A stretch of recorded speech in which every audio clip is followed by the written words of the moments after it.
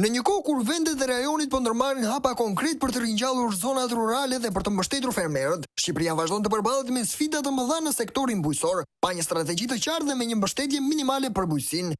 Qeveria e Maqedonisë së Veriut ka propozuar një mas të re për të ringjallur zonat rurale të braktisura, duke ofruar deri në 100.000 euro ndihmë financiare për çiftet e reja që vendosin të jetojnë dhe të punojnë në fshat.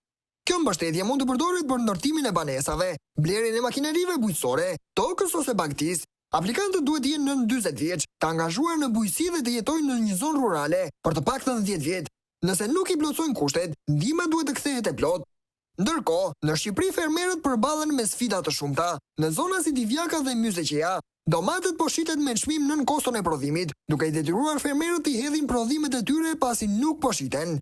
Kjo situatë është pasojë e mungesës së mbështetjes dhe politikave të qarta në sektorin bujqësor. Sipas të dhënave, Maqedonia e Veriut, një vend më i vogël se Shqipëria, mbështet bujqësinë me 270 milion euro, ndërsa Shqipëria vetëm me 32 milion euro. Ky kontrast i theksuar tregon për mungesën e vëmendjes dhe investimeve në sektorin bujqësor në Shqipëri. Situata aktuale kërkon një rishikim të politikave bujqësore në Shqipëri.